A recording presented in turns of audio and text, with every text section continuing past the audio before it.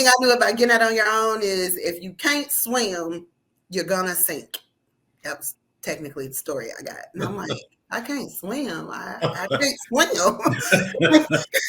But they were saying, like, getting out on your own is such a big responsibility. You take on so much. If you're not ready for it, you can drown. The best thing you can do is make an investment. Whether it's a small one or a big one, it is not a bill. It's an investment because it's going to carry far beyond anything. You got challenges that you're going to run across.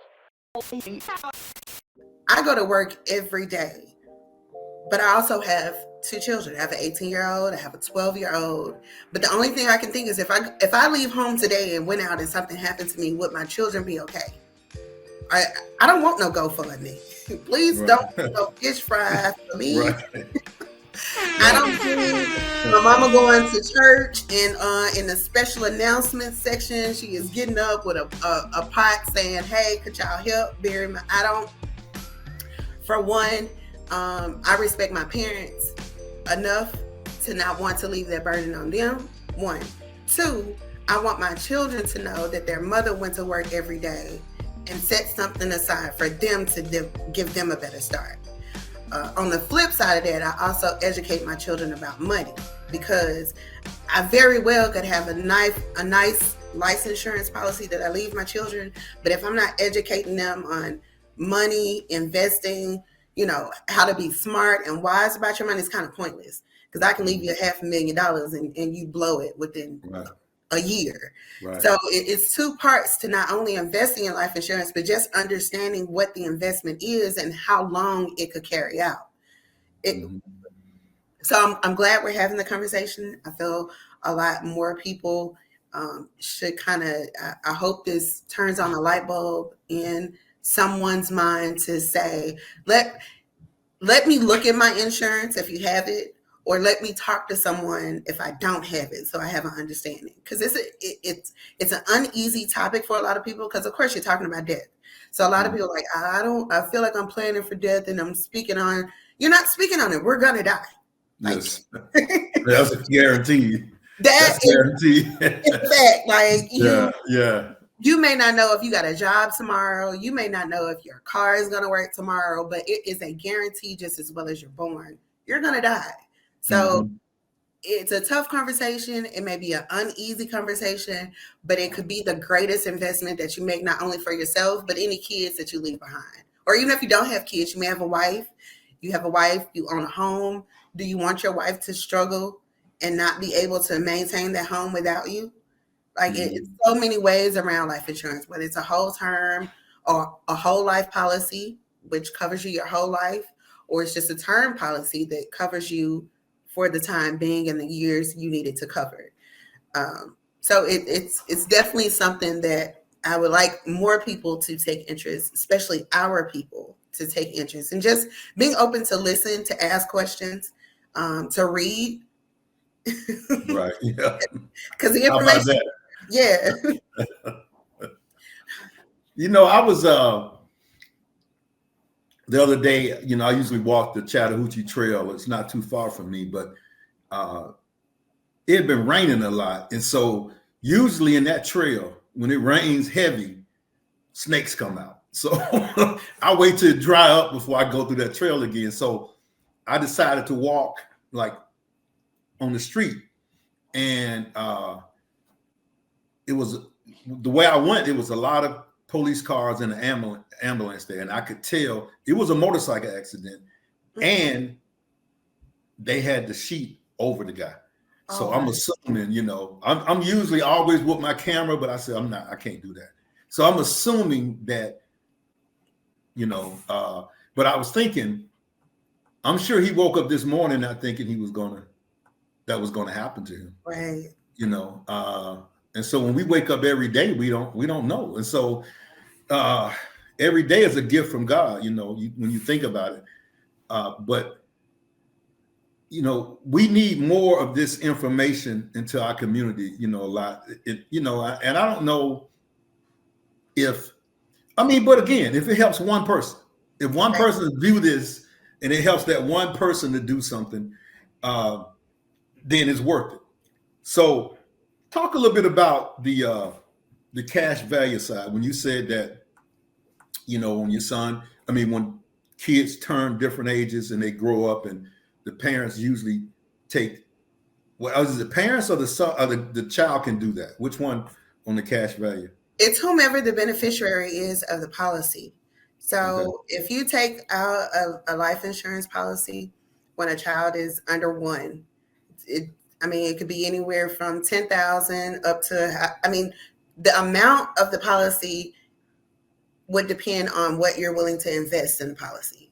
The good thing is when you typically get a whole life policy, the rate that you get when you first take the policy out is the rate that stays with you for the life of the policy. So imagine taking a life insurance policy out that's maybe $12 for $50,000 for an infant. That's $12 of $50,000 of an investment that you have made. And it will be $12 when that child is 21 or 23 to take that policy over for themselves. $12. Versus if that person waited until they were 21 and trying to get a $50,000 policy, maybe it's $20, $25 a month versus $12. It's still not expensive, but it goes based on your age. It goes based on health condition, which is why I suggest for anyone that has small children, if you can't do something big, take out a small policy. A small whole life policy will, for one, cover that child their whole life. Mm. Two, technically the rate that you get when you take the policy out will be the rate that that child has when they're old enough they can take the policy on for themselves. Now, they don't have to take over the policy for themselves. You can stay the beneficiary and the policy holder and just keep paying on the policy for them. Or once they've reached a certain age, you can transfer it over to them where they are the primary policy holder and they take on the monthly payments. As far as the cash value bills after so many years, depending on the amount of the policy and what type of policy it is.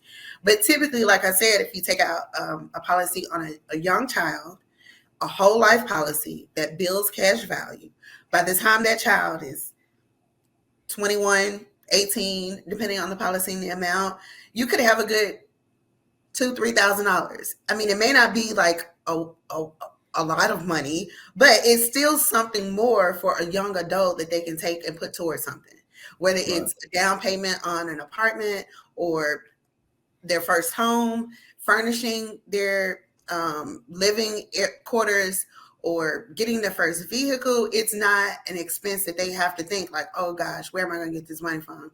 How much do I have to work? Or who can I borrow money from? How long I need to save?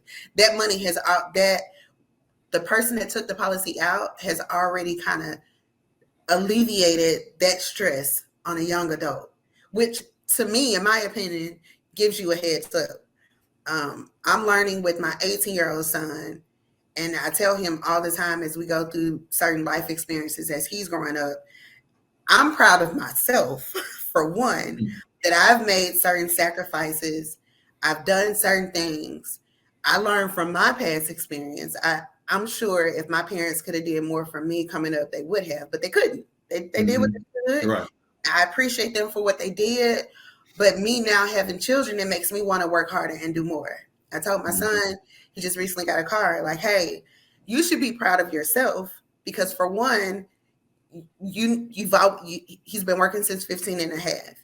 When he started working, I told him about saving your money, putting money aside. I taught him about building your credit. I got him a credit card, taught him how to use the credit card, pay it off by the statement date, the due date. But I'm slowly teaching him things based on my experience because I didn't have it. Nobody told me. Only thing I knew about getting out on your own is if you can't swim, you're gonna sink. That was technically the story I got. And I'm like, I can't swim. I can't swim. But they were saying, like, getting out on your own is such a big responsibility. You take on so much. If you're not ready for it, you can drown. You can get out there, you get too overwhelmed. And it's just so much that happens as you're growing up.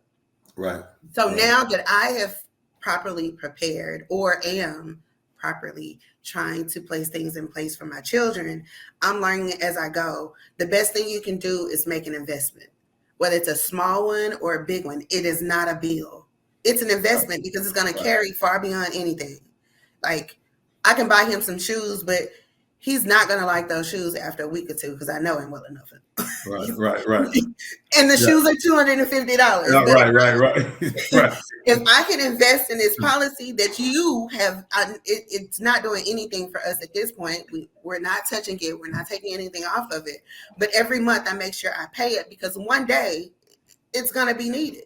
Mm-hmm. And that to me is enough to say I've made an investment in my children. So anything else outside of that really is extra to me. Right.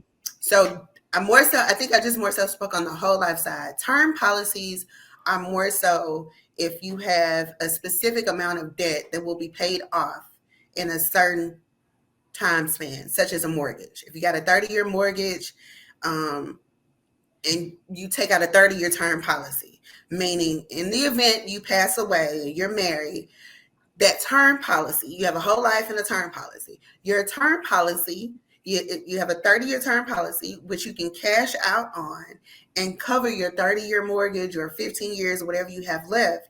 And that money covers the house. Your whole life policy that you may also have will be the extra expenses that you leave behind, so your wife or your spouse or your family can comfortably live, if not forever. I mean, it's not to live forever off of unless you know how to invest the money and, make it work long term. But the money is to keep your family from being in a stressful situation because you're no longer here. It's something to help ease the loss. Mm-hmm. Typically, if you have two people in the household, one person may be the higher earner. The other person may just, work part-time or maybe the caregiver of the home. So if something were to happen to the main caregiver and they have a pretty wealthy policy, they're helping that spouse not to struggle 6 months, or some people set it up where 2 or 3 years their spouse is able to live comfortably and not be trying to grieve and figure out where they're gonna get money from. Right. It's so many ways that you can make an investment where it's not looked at like a bill. It's looked at like, oh, I'm taking care of my business. This is something I need to do. This is something that's going to carry far beyond my days here on this earth. This is something my family can look back and be like, well, he probably wasn't a good person, but at least he did this, or he or she. Right. So it's the mindset that if you care anything about your family, your spouse, or just working, why would you go to work every day and give all of your time and effort to other people and not leave anything behind for your family or loved ones to look back and say, well, wow, probably wasn't. Well, that's our culture. We quickly say, I'll be gone. I don't care about leaving them nothing. I'm gone now. You know what I'm saying? And I hate that that's a conversation that we have. And it's like, that, I don't know. But let me ask you this. Right quick. But go ahead. No one left anything for them. Yeah. So how can you, if you're not right, if you're not entertaining certain things that make you think differently, your thought process is going to be where you can't be no better than where you come from. So right. I made it without it. Then you got to do it. You know what I'm saying? Right. So I don't want to pass on the struggle. That's my thing. Right. No, I agree. This is the last question I'm going to ask about this. We move on to the next topic, but make sure that you like and subscribe and hit the all button and all that kind of stuff, because we're going to have a lot of good interviews on this podcast.